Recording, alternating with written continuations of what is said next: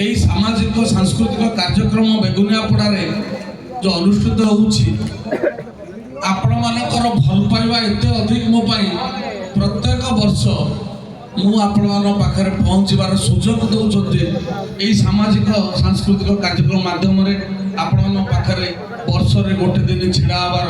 सुजोग मते मिलुछि। तेणु यही नारायणी नाट्य संसदर समस्त आयोजक समस्त सार माने समस्त मु चिर ऋणी एवं मु आपण मानकु सादर आपण मानकु अभिनंदन जनाऊँगी। आपण मानकर एई प्रेम एई माँ भौणीकर अंचलवासी एई प्रेम मो साथी रे बजाय रहू एइथिपाई मु आपण पाखरे कृतज्ञ। अधिक किछि कहबाक तो समय नहीं तथापि जेतबेले टिके हमर समालोचक कवि ये तो क्या छाड़ी ना संसार में दणपाणी महापात्र आज्ञा आ मो पूर्व जे कहते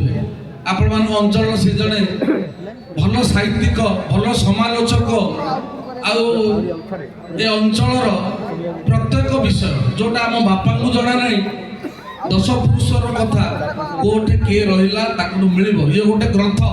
आम मानुचु से जड़े ग्रंथ ए अंचल आंख पर बोधे आंख जगह पूरण करिया किए मिलिबोनी आउ ये कौन सी निर्भीक भाव समस्त आगे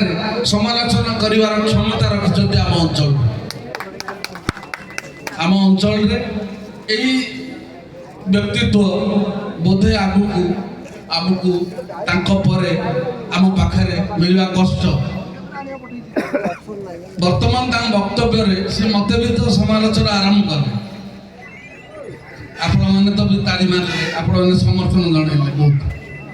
किंतु भाई माने मु गोटे कथा कहूँ ए अंचल रे दीर्घ 20 वर्ष आगुरु